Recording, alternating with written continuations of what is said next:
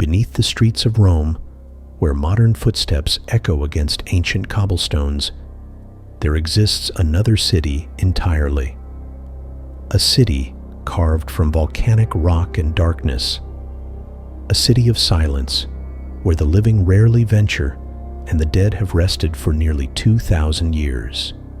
This is the realm of the catacombs, miles upon endless miles of subterranean passages that wind through the earth like the veins of some sleeping giant, holding within their depths the secrets of an empire's shadow.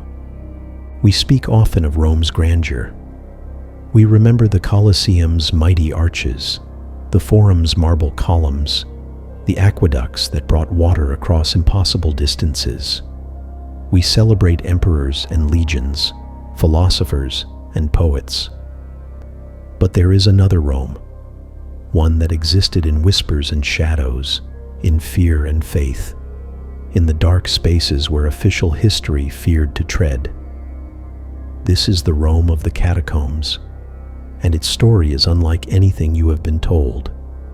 Tonight, we descend, not as tourists following guided paths and electric lights, but as witnesses to history itself.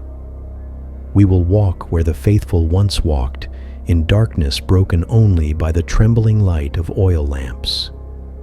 We will breathe air that has not moved in centuries. We will read messages written on stone walls by hands long turned to dust.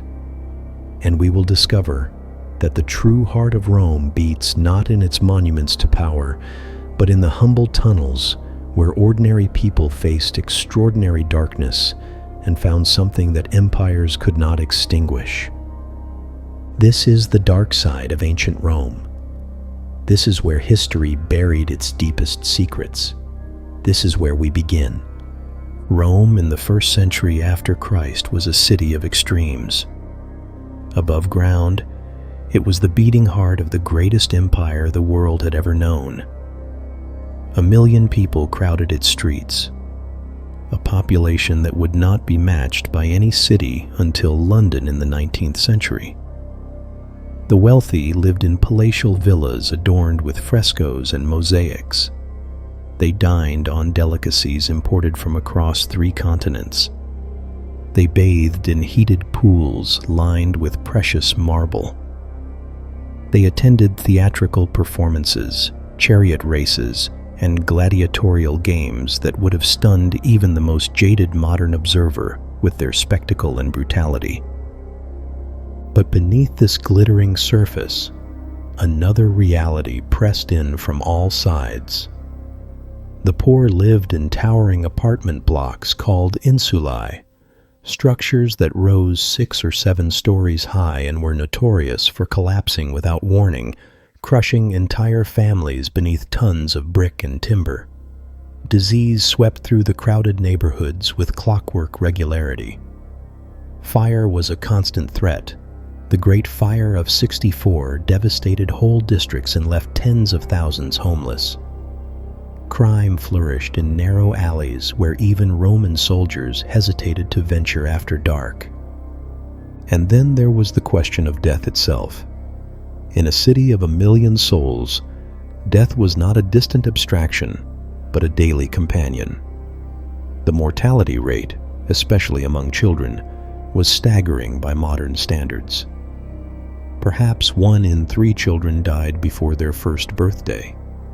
Perhaps 1 in 2 failed to reach adulthood. Women died in childbirth. Men died in workplace accidents, in street violence, from infections that spread like wildfire through the tenements. The elderly were a rarity, not a norm. To live past 50 was to be truly blessed by fortune. Rome produced dead bodies at an astonishing rate, thousands upon thousands every year. And Roman law was very clear about what could be done with them. They could not be buried within the city walls. This was a matter of public health, certainly, but also of Roman religious sensibility. The dead were considered unclean, polluting. To bury them within the sacred boundary of the city, the pomerium, was forbidden under penalty of law. And so, the dead were taken beyond the walls, to the roads that radiated out from Rome like spokes from a wheel hub. If you had walked along the Via Appia in those early centuries, you would have passed between lines of tombs. The wealthy built elaborate mausoleums, miniature temples to house their remains and proclaim their status even in death. The middle classes erected more modest monuments, simple stone structures with inscriptions listing names and ages and brief messages to passers-by. But the poor, the vast majority of Rome's population, could afford no such luxury.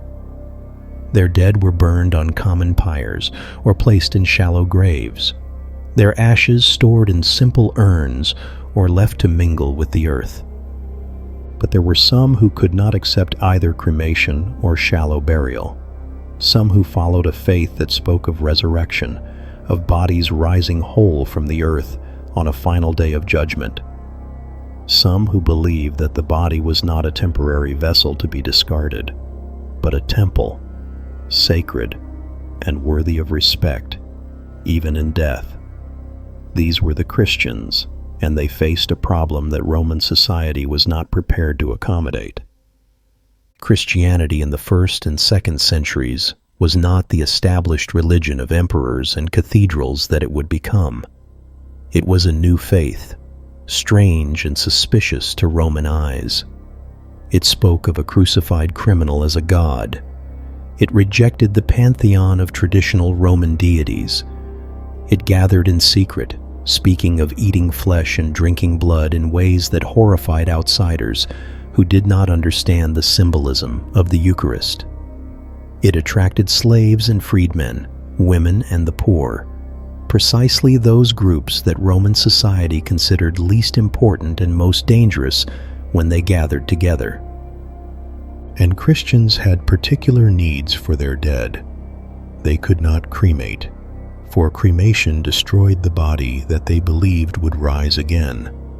They needed space for intact burial, space that could be visited and honored, space that would keep the bodies of the faithful together in death as they had been in life, space that, according to Roman law, could not exist within the city walls, and space that, given the poverty of most early Christians, seemed financially impossible.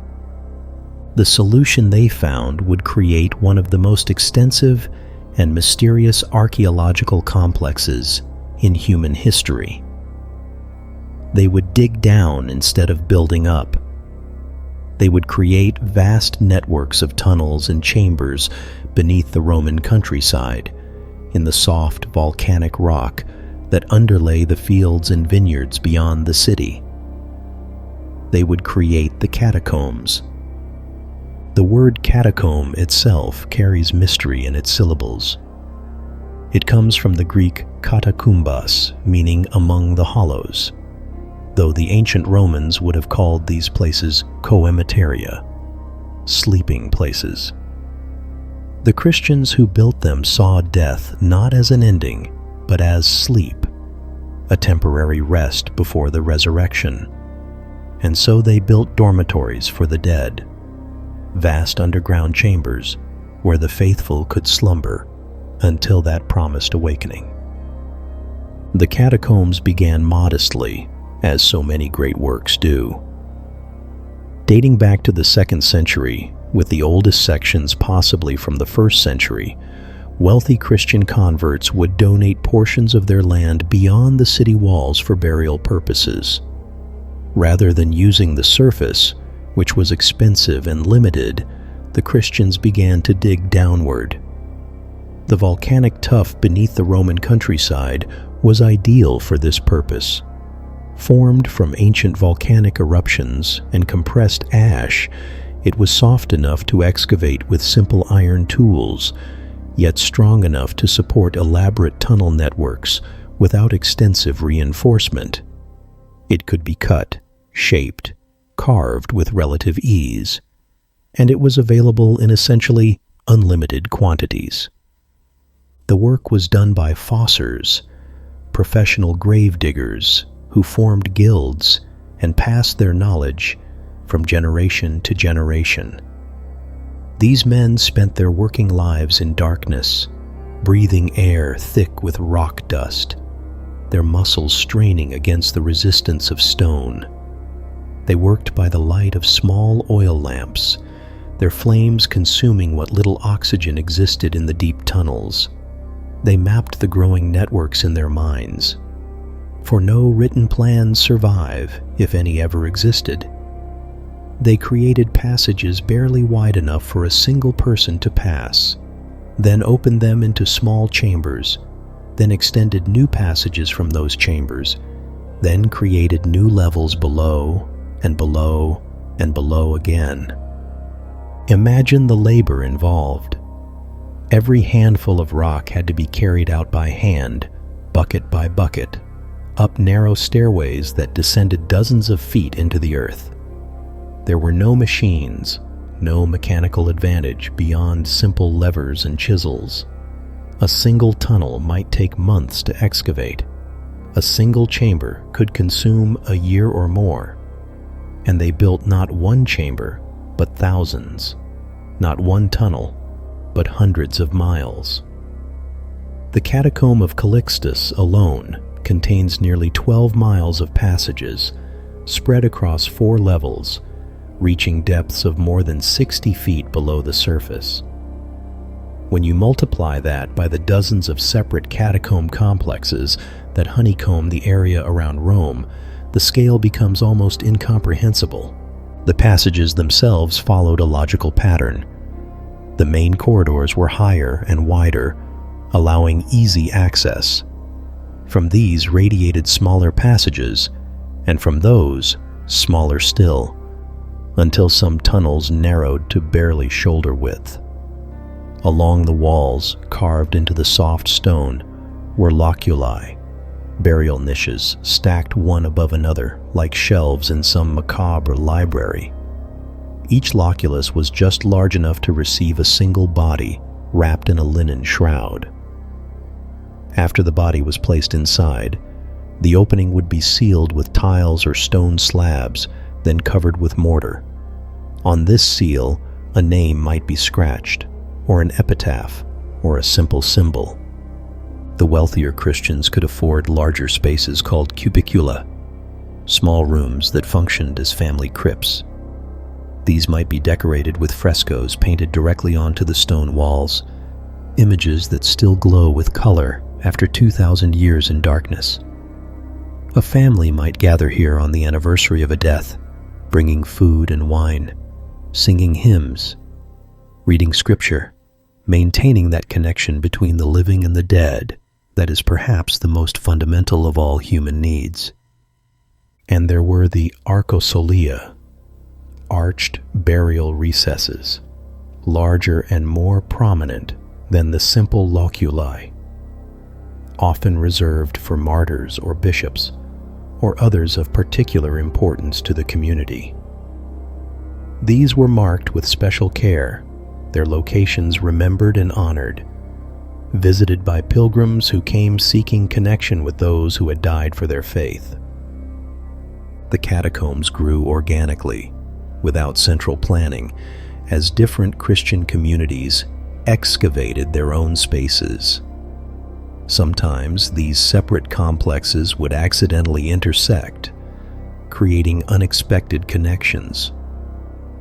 Sometimes passages would have to be abandoned because the rock proved unstable, or because they encountered underground water sources.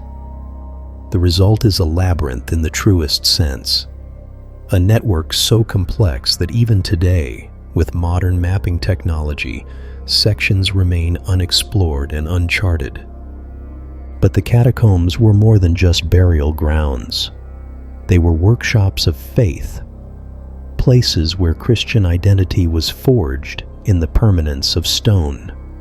They were art galleries, displaying some of the earliest Christian iconography ever created.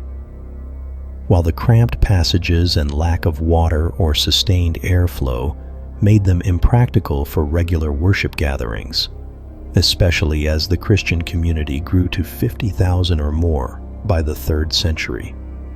They could provide temporary refuge during acute periods of danger. They were archives, preserving in stone the names and hopes and fears of ordinary people who would otherwise have vanished from history without trace. To descend into the catacombs was to enter a world utterly unlike anything else in the Roman Empire. The temperature remained constant year-round, cool and damp. The air was still, undisturbed by wind or weather. Sound behaved strangely in the narrow passages, echoes distorting and multiplying until a single footstep could sound like a crowd approaching. The darkness was absolute in a way that modern people, accustomed to ambient light from countless sources, can barely imagine. Without a lamp, you were blind. And if your lamp went out, if you became lost in the labyrinth, you would die there in the dark, another body to be sealed into the walls by the fossors when they eventually found you. Yet Christians ventured into this darkness willingly, even eagerly. They brought their dead here with reverence and hope.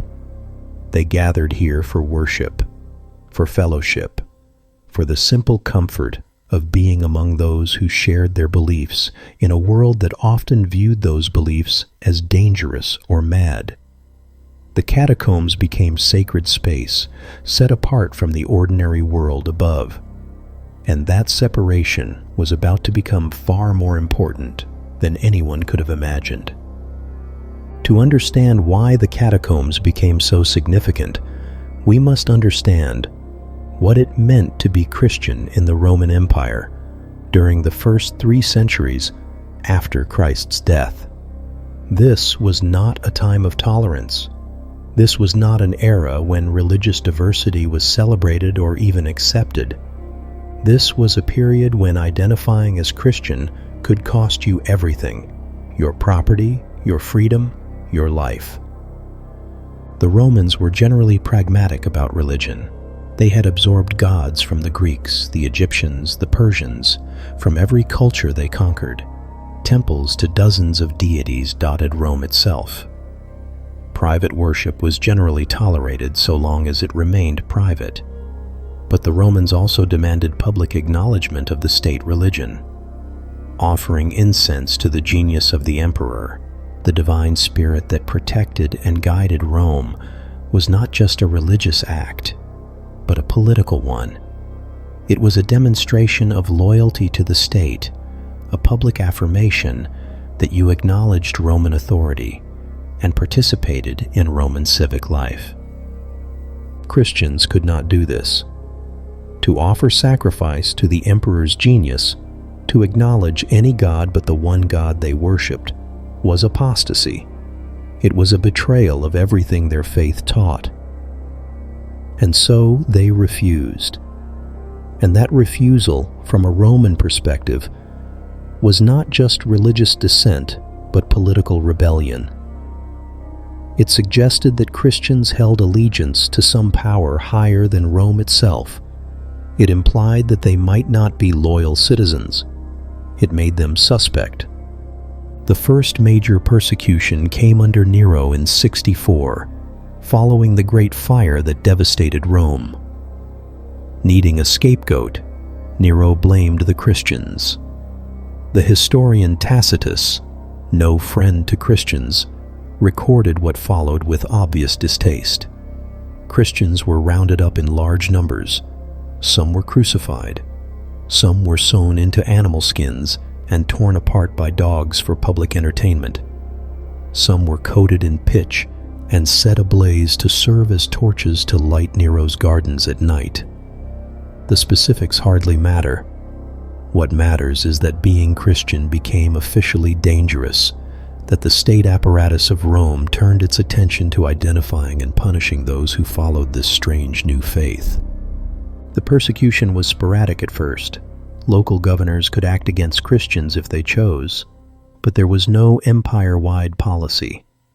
Some emperors ignored the Christians. Others viewed them with suspicion, but took no systematic action. But in the year 250, everything changed. The Emperor Decius ordered that all citizens of the empire must sacrifice to the Roman gods and obtain certificates proving they had done so. This was not targeted at Christians specifically. It was intended to unite the empire during a time of crisis through shared religious observance. But its effect on Christians was devastating. Those who refused to sacrifice were arrested. Bishops and church leaders were particular targets, for if the shepherds could be scattered, the flock would disperse. Christians were offered a choice: sacrifice or suffer. The suffering took many forms. Some were imprisoned in conditions so foul that they died of disease before any formal execution could be carried out. Some were tortured in hopes they would recant. Some were exiled, torn from their families and communities, and sent to remote corners of the empire to live out their days as strangers. And some were executed in ways designed to be both terrifying and humiliating: crucifixion, burning, being thrown to wild animals in the arena.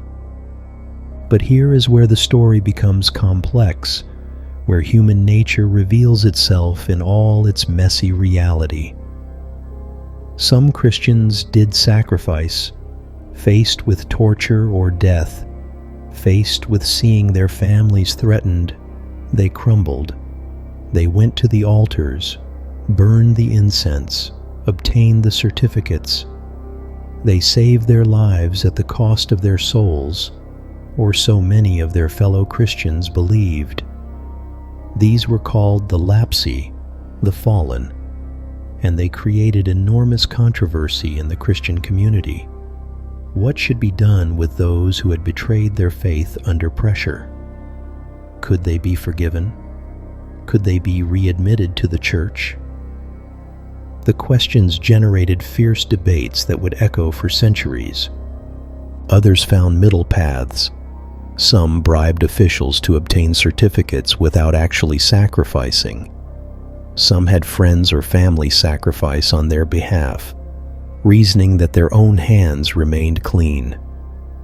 Some sacrificed, but immediately sought reconciliation with the church, claiming their hearts had remained faithful even as their bodies performed the forbidden act.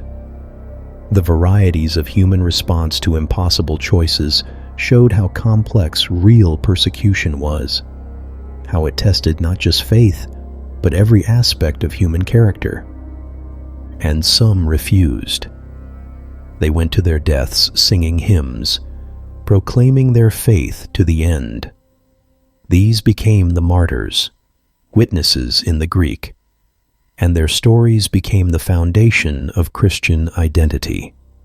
Polycarp, the aged bishop of Smyrna, who told his executioners that he had served Christ for 86 years and would not betray him now. Perpetua and Felicity, the young noblewomen who faced wild animals in the Carthage arena rather than renounce their faith. Lawrence, who supposedly joked with his executioners even as they burned him alive on a gridiron, asking them to turn him over so he would be cooked evenly. Whether these stories are historically accurate in every detail matters less than what they represented: examples of absolute commitment, of faith maintained even unto death. The Great Persecution under Diocletian, beginning in 303, was the most severe of all. Churches were burned, scripture was confiscated and destroyed, clergy were arrested en masse, Christians were removed from government positions, stripped of legal rights, subjected to torture and execution throughout the empire. It was, in essence, an attempt to exterminate Christianity through state terror.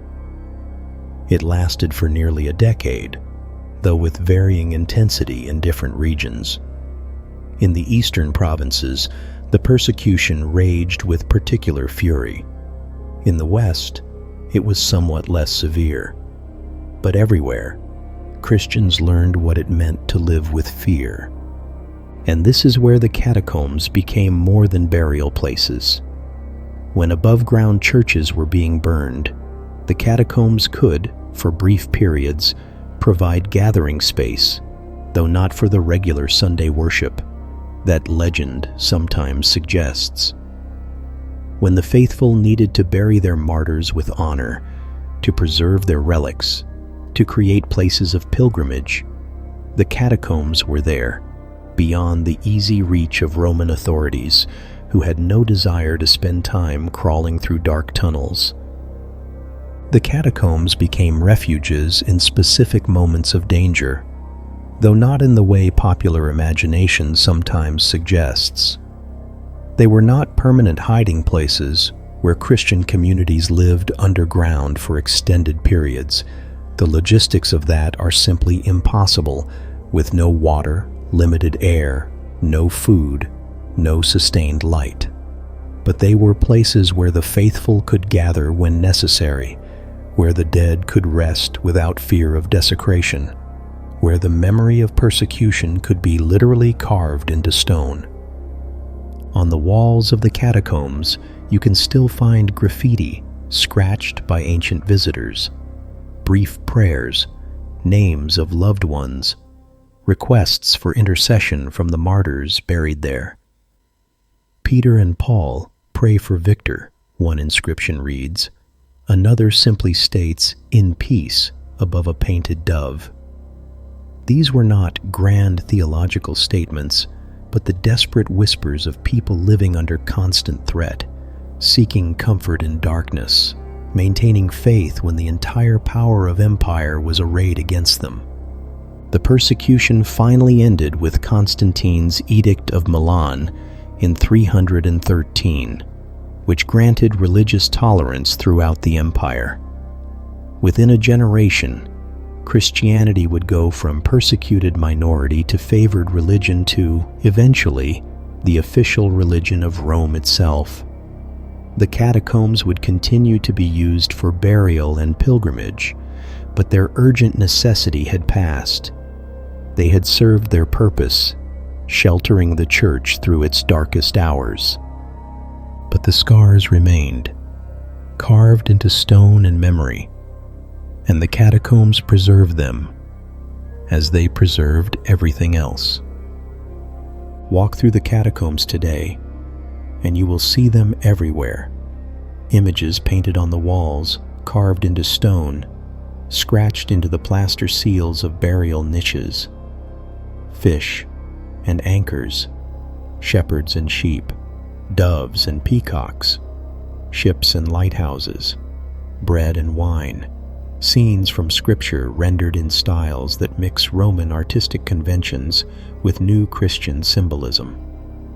This is some of the earliest Christian art in existence, created in darkness by lamplight, preserved by accident of burial. The art tells us how these early Christians saw themselves and their faith. It reveals what mattered to them, what stories they told, what symbols resonated with meaning. And it shows us a Christianity that is, in many ways, quite different from the later traditions that would develop.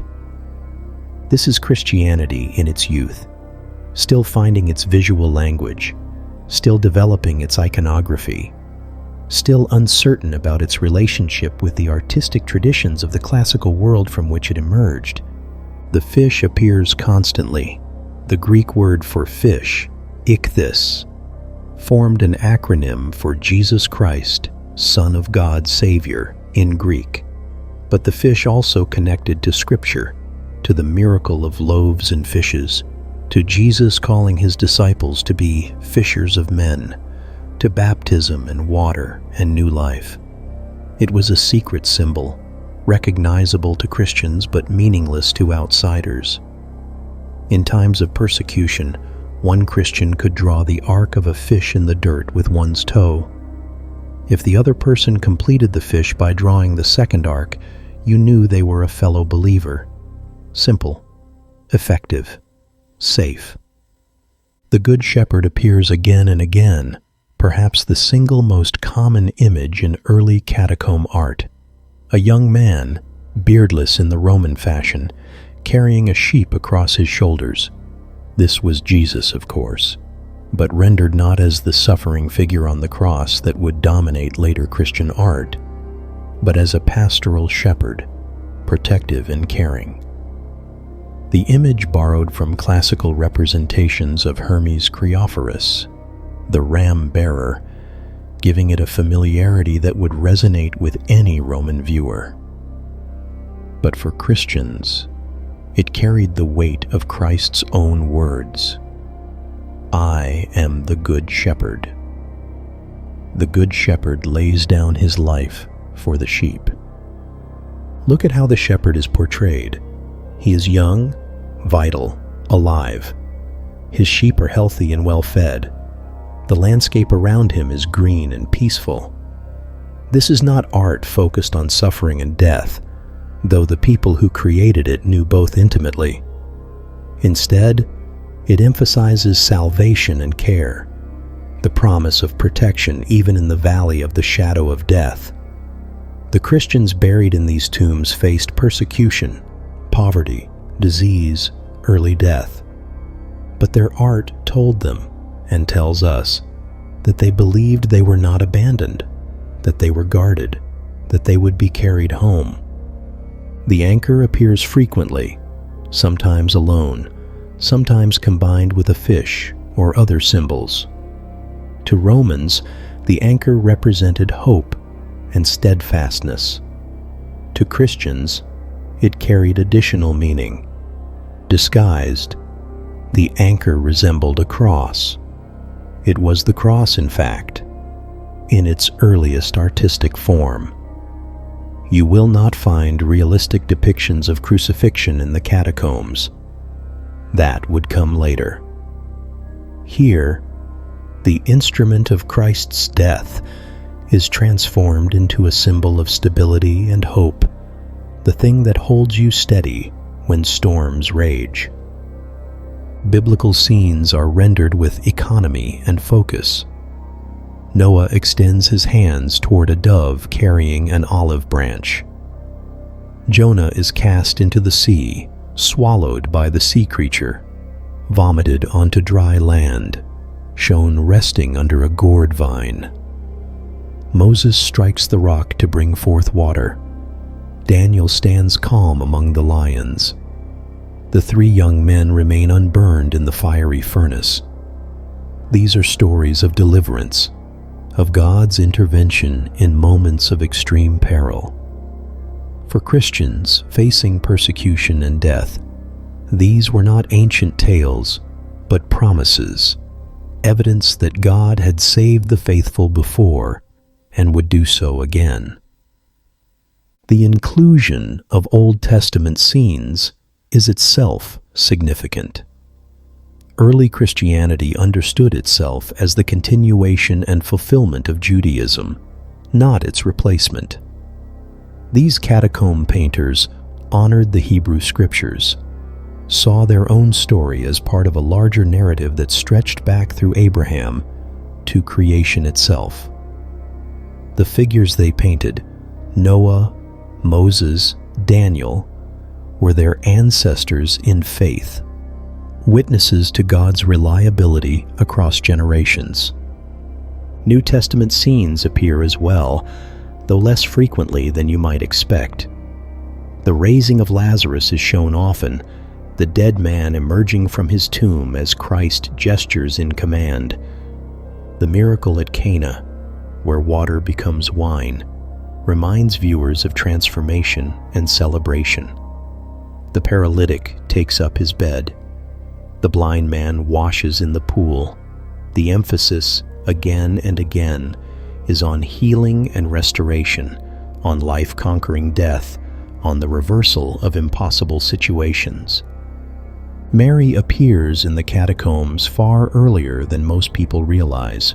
though not yet with the elaborate theology that would later surround her. She is shown in the adoration of the Magi, seated with the infant Jesus on her lap while the wise men approach with gifts. She is present at the Annunciation, receiving the angel's message, but she is rendered simply, without special glorification, one figure among many in the Christian story. The Eucharistic symbols are everywhere: bread and wine, fish and bread, baskets of bread, chalices, the feeding of the multitudes. For early Christians, the Eucharist was the center of their worship, the meal that bound the community together, the physical connection to Christ's sacrifice. And these symbols were safe. To an outsider, they might appear to be nothing more than depictions of ordinary meals. But to Christians, they carried the weight of the sacred.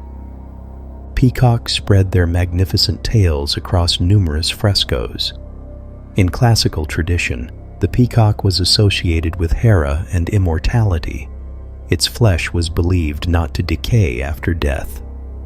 Christians adopted the symbolism, seeing in the peacock's spectacular plumage an image of the resurrection, of the glory that would be revealed when mortality put on immortality. The bird's regular shedding and renewal of its tail feathers reinforced the message of death and rebirth, of the cycle ending in transformation. Doves appear constantly, sometimes carrying olive branches, sometimes perched near fonts or basins, sometimes in flight. They represented the Holy Spirit, of course, but also peace, purity, the soul's flight to heaven. In a world of violence and uncertainty, the dove spoke of gentleness and hope. And then there are the portraits of the deceased themselves, particularly in the more elaborate cubicula belonging to wealthy families. These faces stare out across the centuries, rendered in the same styles that Romans used for secular portraiture. The dead are shown young and healthy, wearing their finest clothes, surrounded by symbols of their faith. Some are clearly meant to be realistic likenesses. Others are more idealized. All of them remind us that these were real people, individuals with names and faces and stories, not just anonymous masses. The artistic style is fascinating in itself. The painters borrowed heavily from Roman conventions. The poses, the proportions, the techniques of creating depth and shadow. They used the same pigments that Romans used for secular art, mineral and plant-based colors that have survived remarkably well in the Catacombs' stable environment. Reds from ochre and cinnabar, blues from azurite, yellows from iron oxide, greens from malachite, whites from lime, blacks from charcoal. The palette was limited but effective. The quality varies enormously. Some frescoes are clearly the work of trained, skilled artists who could have found employment decorating the villas of the wealthy. Others are crude, almost childlike, executed by painters with more enthusiasm than training. This makes sense. The Christian community included people of all social classes and skill levels. The wealthy could hire professional artists. The poor made do with whatever talent was available or painted themselves. What unites all this art, across skill levels and time periods, is its function. This was not art for art's sake, not decoration meant merely to please the eye. Every image carried theological weight, taught doctrine, communicated identity. In an era when most Christians were illiterate, when books were rare and expensive, when scripture was not available for personal study, this art served as teaching tool and reminder and proclamation of faith. You might not be able to read the Gospels, but you could look at the walls and see the stories, know the promises, remember the hope. And there was another function, one we should not overlook. This art transformed the catacombs from places of death into places of life. It pushed back against the darkness, made the tombs beautiful, created sacred space in the depths of the earth. When you entered the catacombs bearing your dead, you were not consigning them to some grim underworld, but laying them to rest in rooms painted with salvation, surrounded by images of deliverance, positioned beneath scenes of resurrection.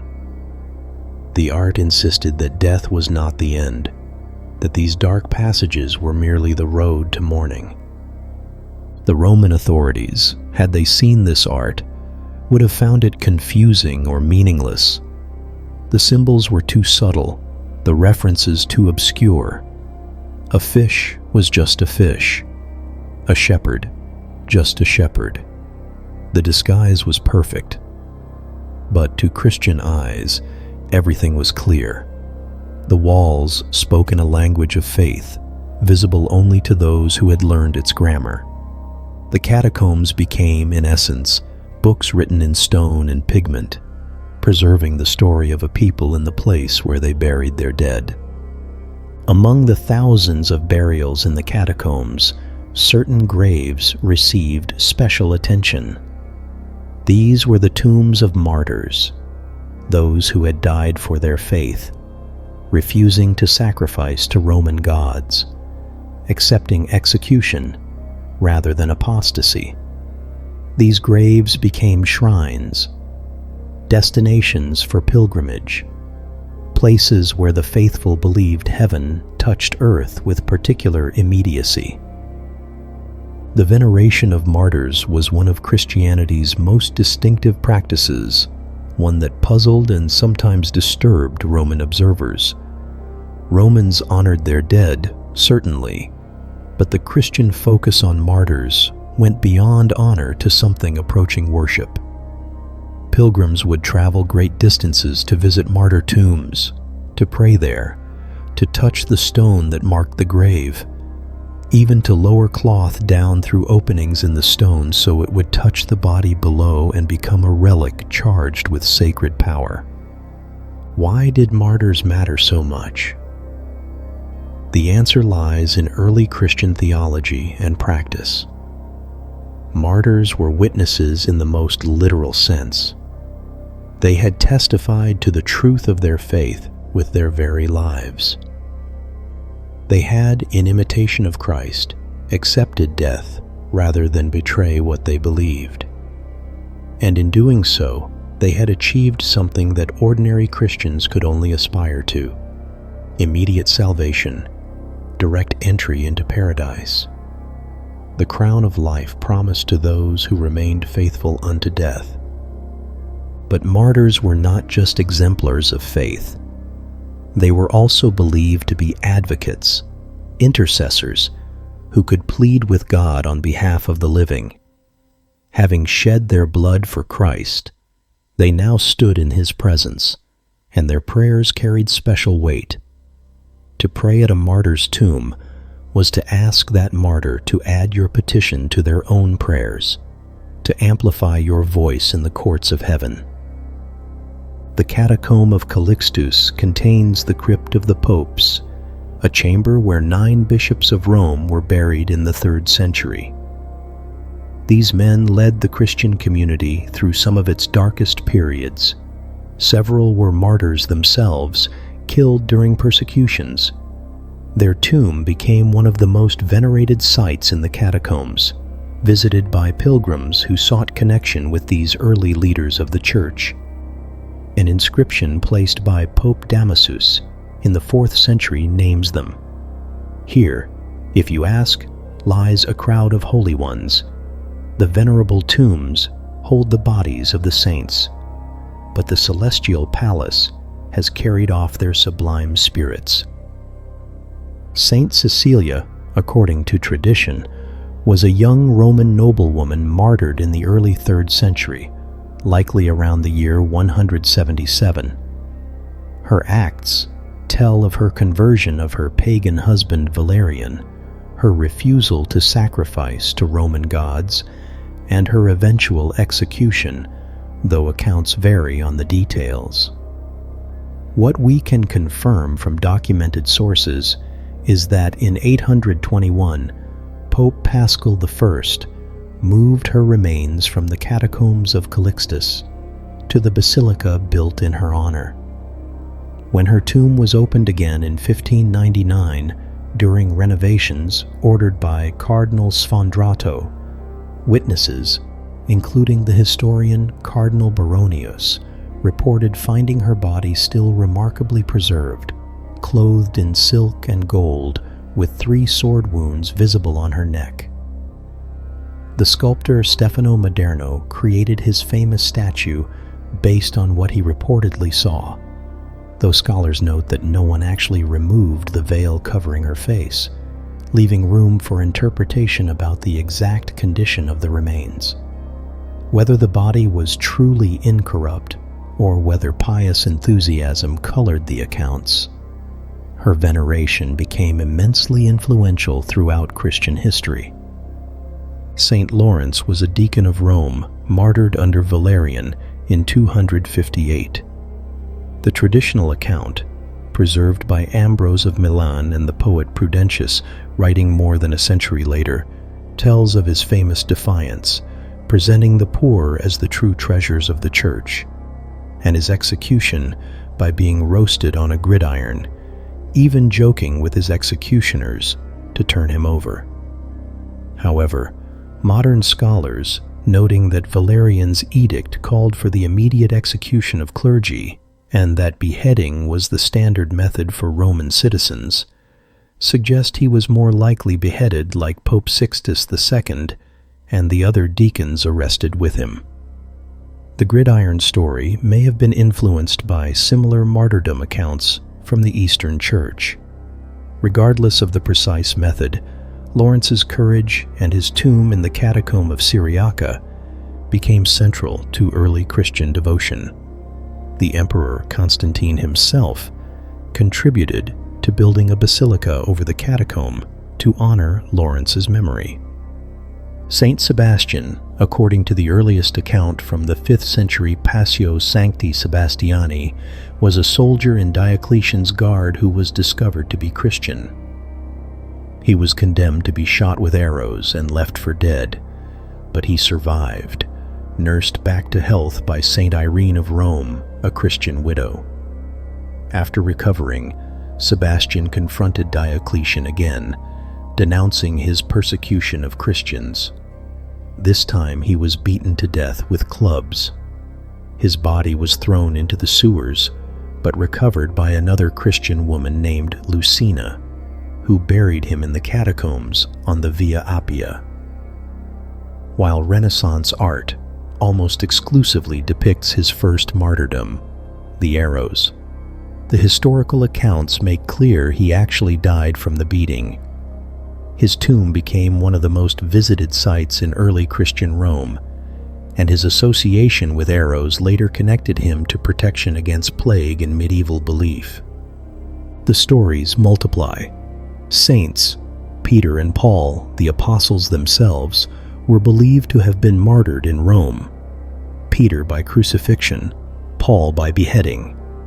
Their remains were preserved and venerated, creating 2 of the most important pilgrimage sites in Christian history. Saint Agnes, a young girl martyred at age 12 or 13, refusing to marry and renounce her faith. Saint Tarcisius, a young acolyte murdered by a pagan mob while carrying the Eucharist.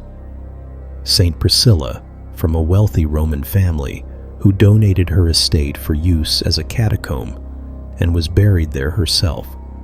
Some of these stories rest on solid historical evidence. Others developed over time, growing more elaborate with each retelling, accumulating miraculous elements that may or may not reflect actual events. Separating history from legend is often impossible at this remove. But what matters for understanding the catacombs is not whether every detail of every story is factually accurate, but that these stories were believed, that they shaped how Christians understood their faith and their history, that they drew pilgrims into the dark passages to pray and weep and hope. The physical evidence of this veneration remains visible. Around certain tombs, the stone walls are worn smooth from countless hands touching them, reaching out to make contact with the sacred. Graffiti scratched into the plaster records the names of pilgrims, their prayers, their requests for intercession. Paul and Peter, pray for Aelius. One inscription reads. Another, more complex. Livia, by your prayers may I ascend. A third, heartbreakingly simple. Remember me. These inscriptions give us access to the interior lives of ordinary Christians in ways that formal histories never could.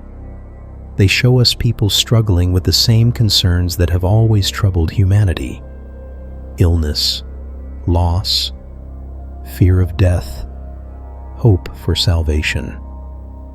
They show us the raw emotion beneath theological doctrines, the lived experience of faith, rather than just its intellectual formulations. The practice of removing relics from the catacombs began in the 4th century and accelerated dramatically after Rome was sacked by Visigoths in 410. Church authorities feared that the catacombs, lying outside the city walls, were vulnerable to desecration.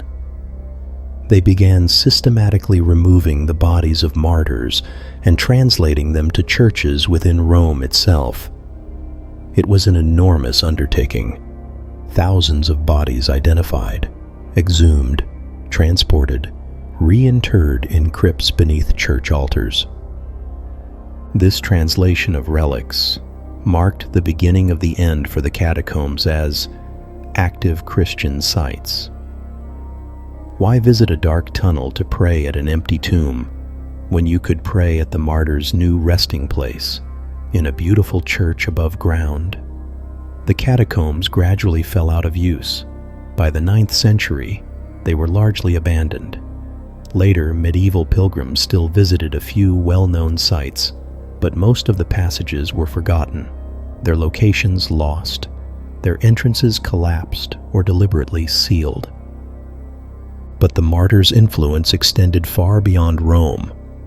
Their relics were distributed across Europe, carried by missionaries, requested by newly converted kings, enshrined in churches from Britain to Constantinople. A fragment of bone, a scrap of cloth that had touched the tomb, became treasures worth kingdoms. The martyrs of Rome's catacombs shaped Christianity throughout the entire Western world, their stories told and retold until they became foundational myths, their examples held up as models of faith for generation after generation. And in the catacombs themselves, even in abandonment, their presence lingered. The inscriptions remained. The frescoes depicting their martyrdoms faded but did not vanish. The locations of their tombs were remembered, passed down through obscure manuscripts and local tradition.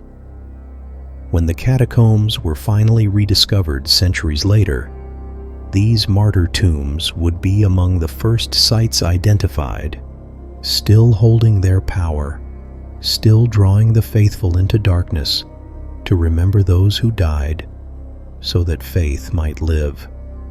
The catacombs are not just burial grounds, but engineering marvels, solutions to complex problems of space, stability, and accessibility.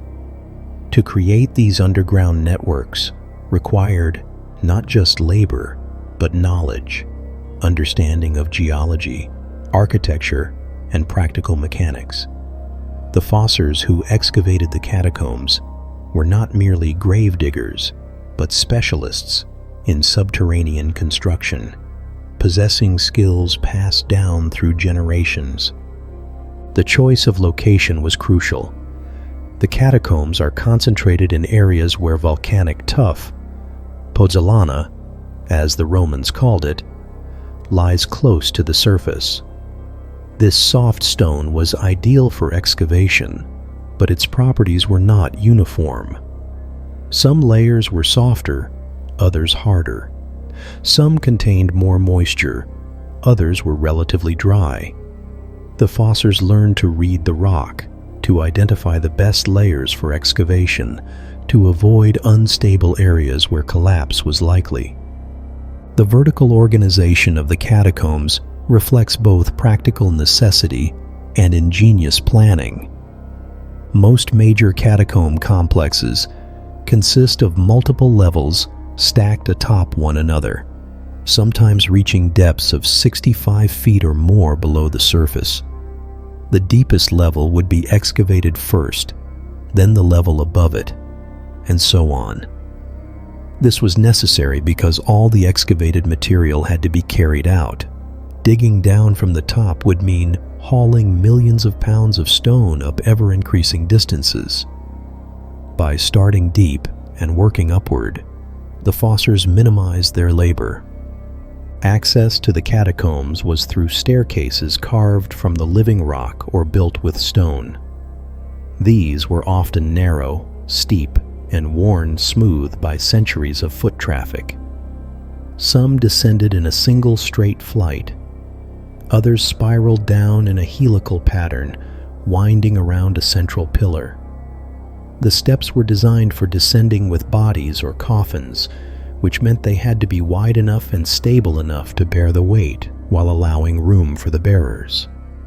Light shafts, called lucernaria, were cut at intervals from the surface to the deepest levels.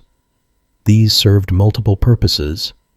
They provided ventilation, allowing air to circulate through the passages. They offered weak natural light during daylight hours, though this would barely penetrate to the lower levels. They gave orientation. If you were lost, following air currents could lead you to a light shaft and potential escape. And they allowed for lowering supplies, tools, and materials into the depths without carrying everything down the stairs. The passages themselves were engineered with remarkable consistency. Standard corridors were typically about 3 feet wide and 7 to 8 feet high, just enough for a man to walk upright while carrying something over his shoulder. This was not waste of space, but efficiency. Any wider, and you would excavate more stone than necessary. Any narrower and moving bodies or materials would become difficult. The height allowed for multiple levels of burials along each wall, typically 4 to 6 rows of loculi stacked from floor to ceiling. The architecture accommodated different burial practices and social classes. Simple loculi served for individual burials of the poor or middle class. Cubicula, small chambers opened off the main corridors, provided family burial spaces for the wealthy. These rooms might be 10 feet on a side, with arcosolaya carved into the walls, and space for frescoes or elaborate decoration. Some cubicula had stone benches, where family members could sit during funeral rites or anniversary commemorations. The largest spaces in the catacombs are cubicula that served as chapels, places where the community could gather for worship. These might be 20 feet on a side with ceilings 10 feet high or more, supported by pillars left in place during excavation, or by arches carefully carved from the stone. These chambers often featured more elaborate decorations than ordinary burial spaces: frescoes covering walls and ceilings, carved architectural details, mimicking above-ground buildings, altars where Mass could be celebrated. Water management was a constant concern. Volcanic tuff absorbs water, and in the damp Roman climate, moisture would seep through the stone. If not controlled, this water would pool in lower passages, making them unusable, promoting the growth of damaging algae and fungi and potentially undermining structural stability. The fossors created drainage channels carved into the floors, leading water towards sumps where it could be removed. They identified areas where water flow was particularly problematic and either avoided those zones or created elaborate drainage systems to deal with them.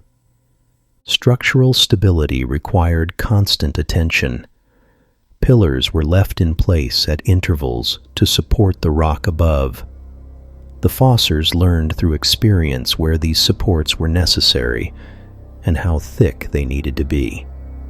Chamber ceilings were often arched rather than flat. The arch distributes weight more effectively, reducing the chance of collapse.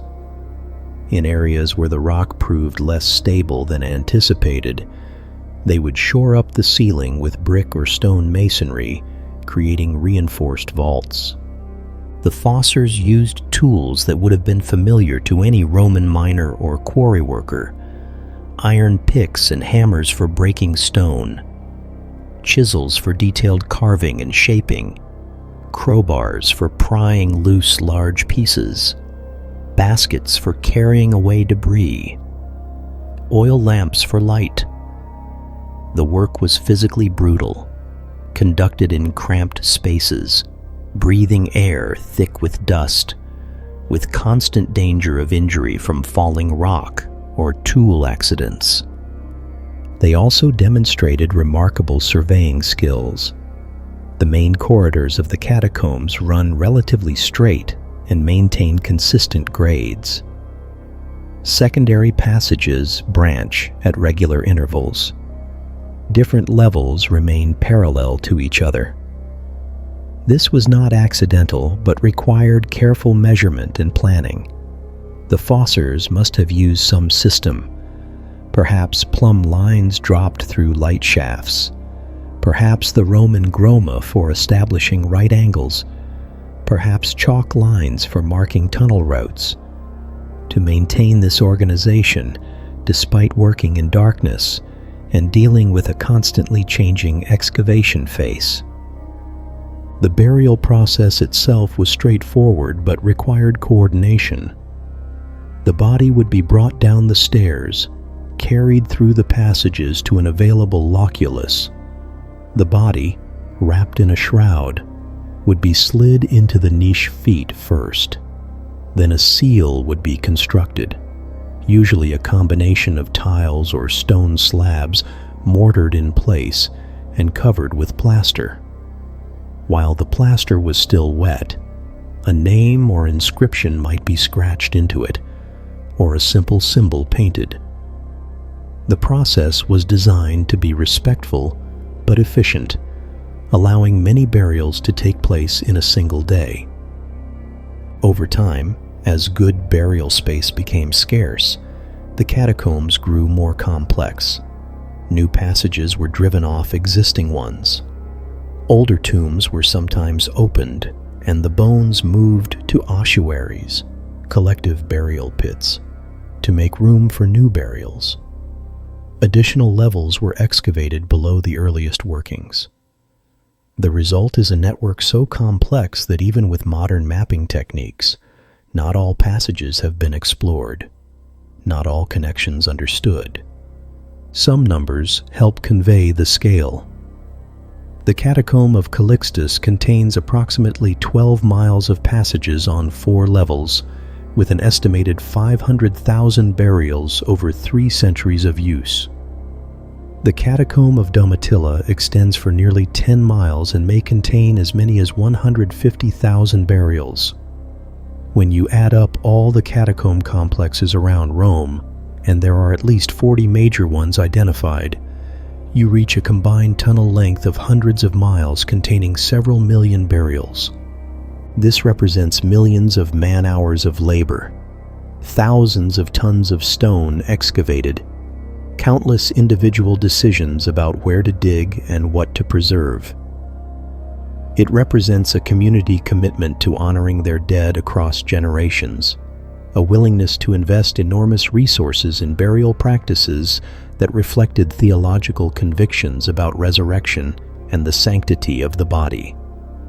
It represents, ultimately, one of the largest construction projects in ancient history, though almost entirely underground, almost entirely invisible from the surface, almost entirely forgotten until its rediscovery. The engineering of the catacombs reminds us that early Christians, despite persecution and poverty, were part of Roman society. They used Roman tools, Roman building techniques, Roman organizational methods. They were not separatists living entirely apart, but people embedded in their culture, adapting its technology to serve their distinct needs. The catacombs are Christian in purpose and symbolism, but Roman in execution. And they worked. The tunnels have stood for nearly 2,000 years. Despite wars and earthquakes, floods and neglect, the vast majority of the catacomb network remains intact, stable, accessible. The fossors who built them knew their craft. The darkness they created has preserved what the light would have destroyed. The architecture of the afterlife proved more durable than most monuments to the living. The decline of the catacombs did not happen suddenly. It was a gradual process, stretching across centuries, driven by changing circumstances and shifting practices. Understanding how Rome forgot its underworld requires understanding how Christian burial customs evolved as the Church itself transformed from persecuted minority to imperial religion. Constantine's conversion in the early 4th century changed everything. Christianity went from being tolerated to being favored to being, eventually, the official religion of the empire. Christians no longer needed to hide. Martyrdom became a memory rather than an immediate threat. The church acquired wealth and property. Bishops became powerful officials who advised emperors. Great basilicas rose across Rome and throughout the empire, proclaiming Christian triumph in stone and marble and gold. The catacombs, associated with poverty and persecution, with darkness and death, no longer fit the church's new image. Important burials moved above ground, into churches and their associated crypts. The wealthy who had once donated land for catacomb expansion now built private mausoleums or sought burial in prestigious church crypts. The stream of new burials in the catacombs slowed to a trickle. The translation of martyr relics accelerated this decline. If the martyrs themselves were no longer in the catacombs, what reason did pilgrims have to brave the dark passages? The relics drew pilgrims to the churches where they were now housed. The catacombs, emptied of their most sacred treasures, became less central to Christian devotional life. The 5th century brought new dangers. Rome was sacked by Visigoths in 410, by Vandals in 455. These were not just military defeats, but traumatic shocks to Roman identity. The eternal city could fall, the empire could crumble, and the catacombs lying beyond the walls proved vulnerable. There were reports of vandalism, of tombs desecrated by invaders seeking treasure, of sacred spaces violated. The Christian authorities responded by sealing many catacomb entrances, protecting the remaining burials from disturbance. But protection meant obscurity. With entrances sealed, fewer people could visit. Knowledge of the passages began to fade. Detailed information about which tunnels connected where, which tombs contained which martyrs, gradually disappeared outside a small group of clergy who maintained official records. By the 8th and 9th centuries, most catacombs were no longer used for burial at all. A few major sites remained accessible for pilgrimage, particularly those associated with famous martyrs like Lawrence or Sebastian. But even these were visited more rarely. Christian pilgrims coming to Rome now focused on the great basilicas, on the above-ground churches that held relics and displayed artistic masterpieces, not on dark tunnels that required guides and lamps and comfort with confined spaces. The medieval period saw the catacombs fade further into obscurity. Some entrances were lost completely, collapsed, buried by landslides, built over as Rome expanded. Others were known but inaccessible, filled with debris, or blocked by the excavation of later building foundations. The few remaining accessible sites became associated with legends and rumors rather than historical memory. Medieval Romans told stories about the catacombs, but these stories often bore little relationship to historical reality. The tunnels became places of mystery and danger in popular imagination. Some people believed they extended all the way to Naples, forming an underground highway. Others thought they were ancient mines or secret passage for military purposes. Some associated them with pagan cults or black magic. The Christian origins were not entirely forgotten, but they became mixed with fantasy and confusion. A few medieval pilgrims recorded visits to catacomb sites, but their accounts are frustratingly vague. They mention descending into dark spaces, seeing ancient burials, praying at unidentified tombs, but they lacked the historical knowledge to interpret what they were seeing. They could not read the inscriptions, did not recognize the symbols, could not distinguish one catacomb from another. Their reports added little to genuine understanding of the sites. The Renaissance brought renewed interest in classical antiquity, but this focused almost entirely on above-ground monuments and texts. The catacombs, neither classically Roman nor obviously important to Christian theology, attracted little scholarly attention. Artists and intellectuals crowded into Rome to study the Pantheon, the Colosseum, the ancient statuary being excavated from ruins. Few bothered with dark tunnels filled with decayed Christian remains. It was not until the 16th century that serious exploration resumed. And even then, it happened almost by accident. In 1578, workers excavating on the Via Salaria broke through into an ancient underground passage. Investigation revealed it to be part of a catacomb, though which one was not immediately clear. The discovery attracted attention, and other entrances began to be sought out and cleared. Antonio Bosio, a young Roman scholar, became obsessed with exploring and documenting the catacombs. Between 1593 and his death in 1629, Bosio spent hundreds of days underground, crawling through passages, sketching plans, copying inscriptions, recording everything he found. His work was exhausting and dangerous. He got lost multiple times, once nearly dying in the darkness when his torch went out. But his dedication produced Roma Sotterranea, published posthumously in 1632, the first systematic study of the catacombs. Bosio's work revealed that the catacombs were far more extensive than anyone had realized, that they contained treasures of early Christian art and archaeology, that they were, in essence, underground museums of the early church.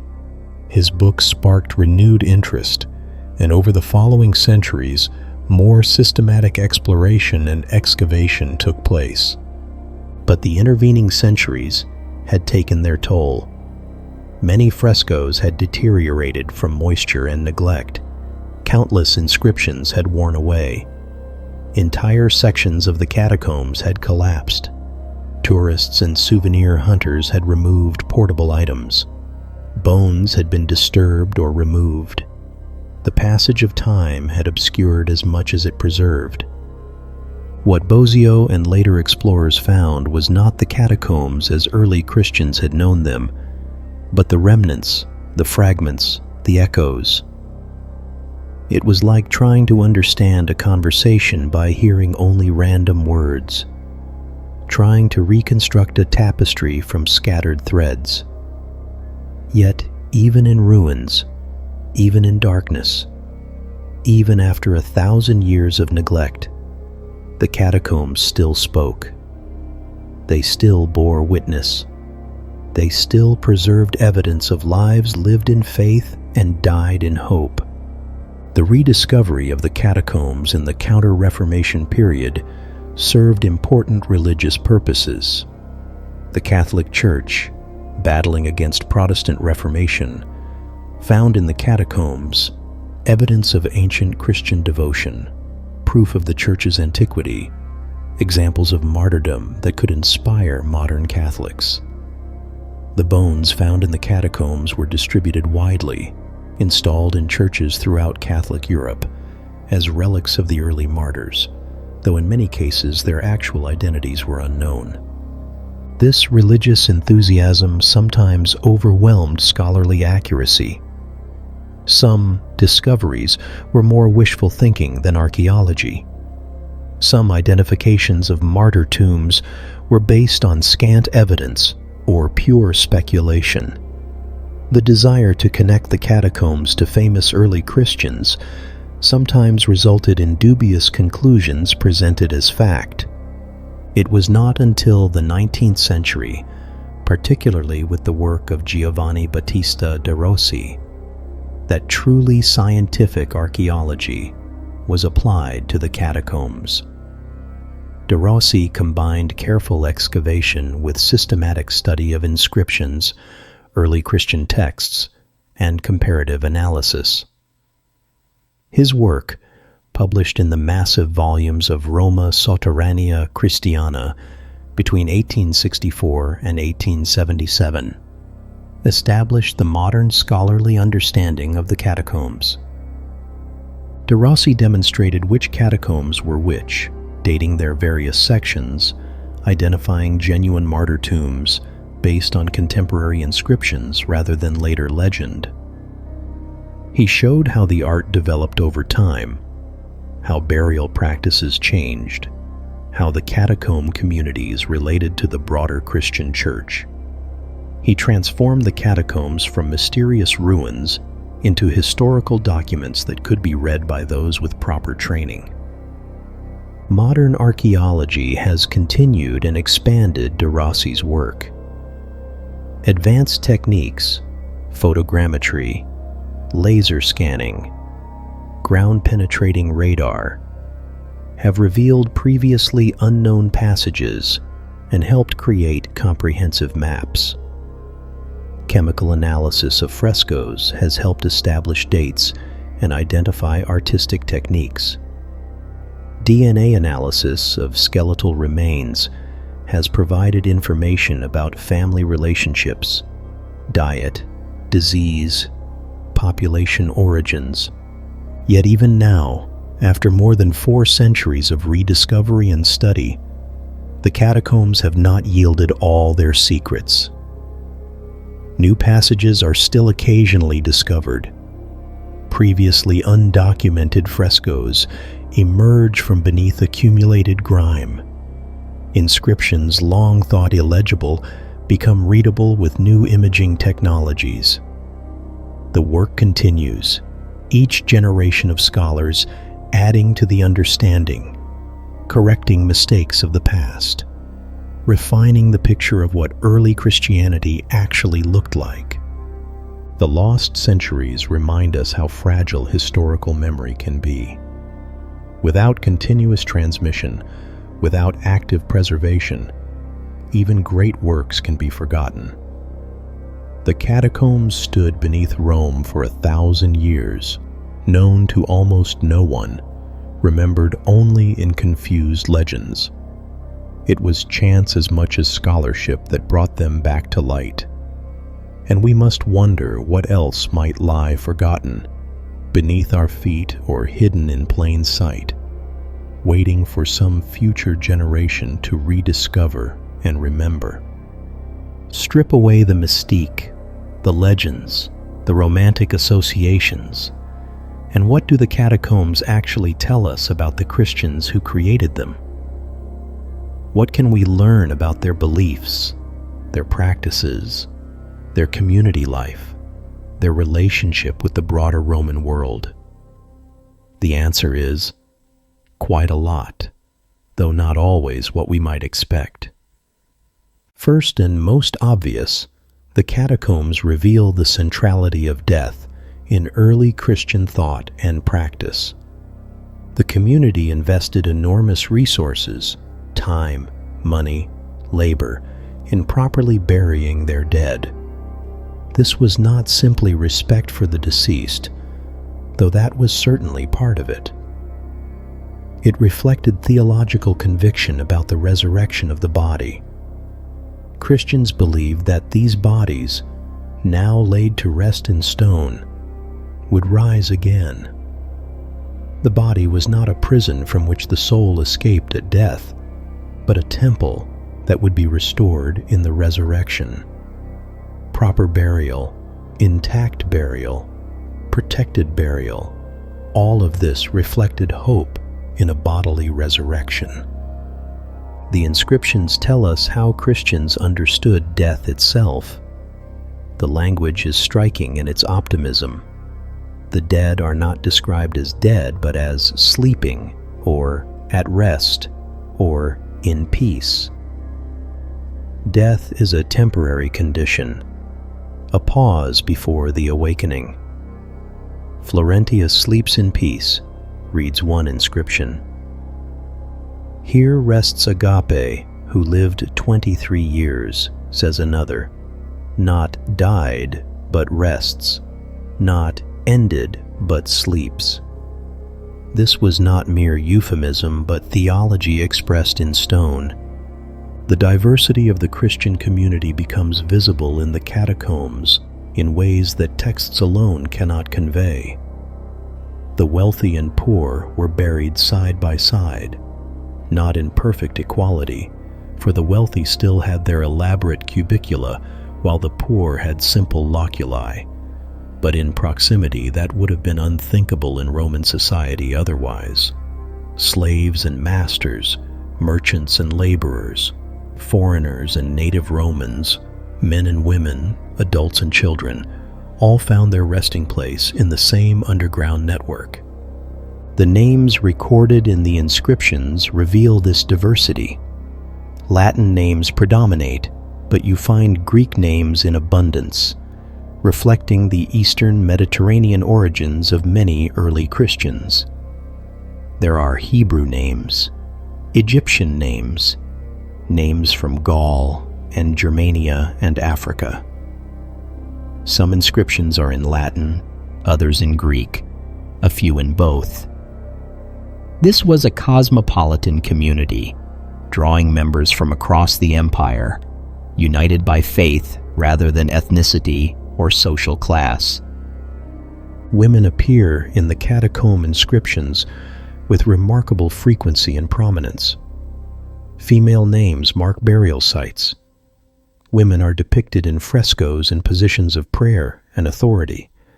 Some inscriptions identify women as deaconesses or as having other roles in church leadership. The catacombs suggest that women held more significant positions in early Christian communities than later church tradition would sometimes acknowledge. In death, at least, their contributions were remembered and honored. The relationship between Christianity and classical culture is more complex than simple opposition. The art of the catacombs borrows extensively from Roman artistic conventions. The Good Shepherd figure derives from classical depictions of Hermes or pastoral scenes from Roman villa decoration.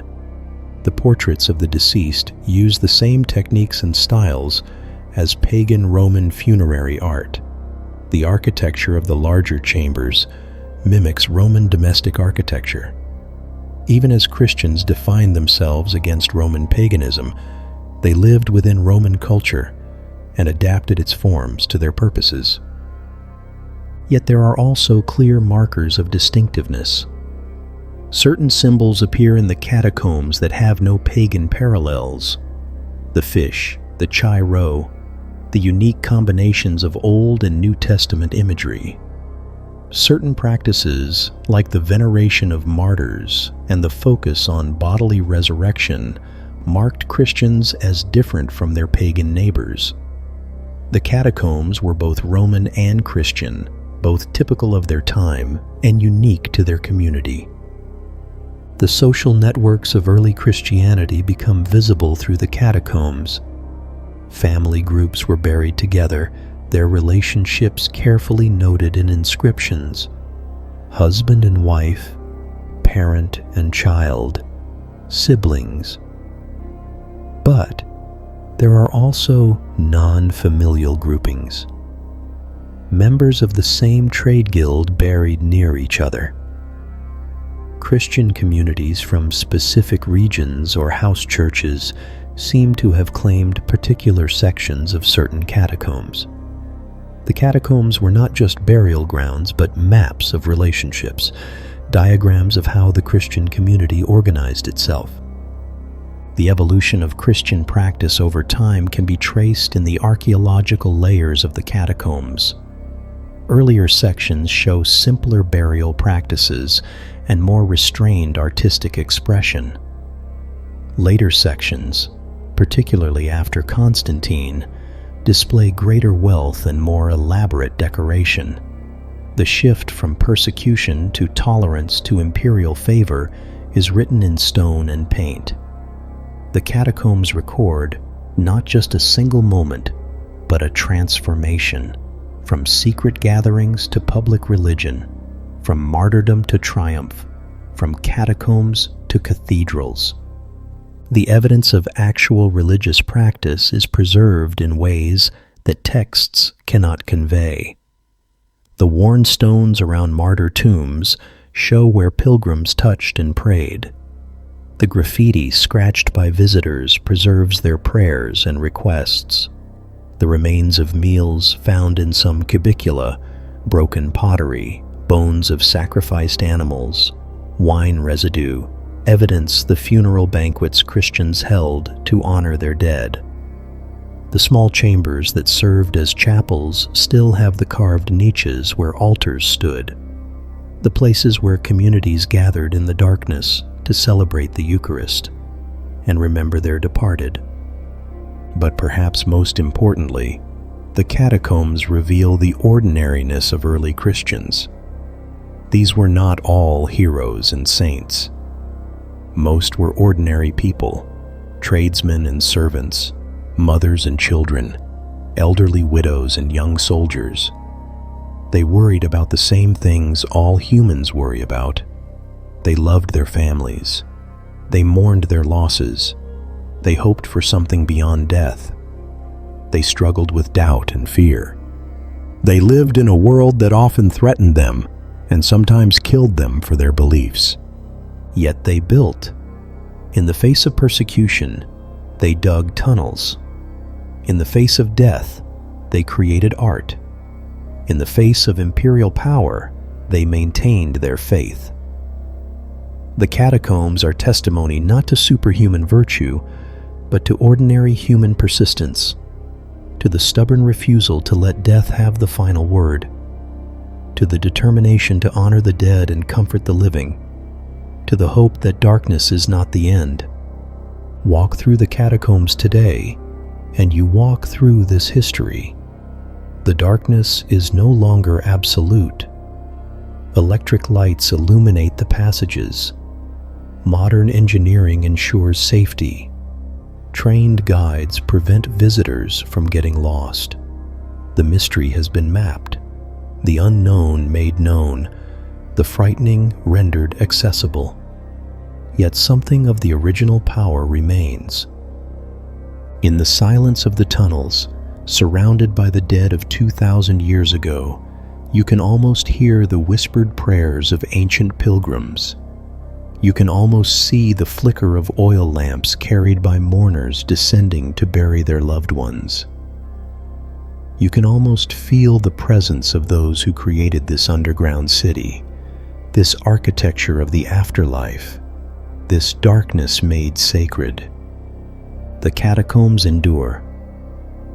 The fossors who built them, the martyrs who were buried in them, the pilgrims who visited them, the scholars who rediscovered them, all have passed into the same death that these tunnels were built to honor.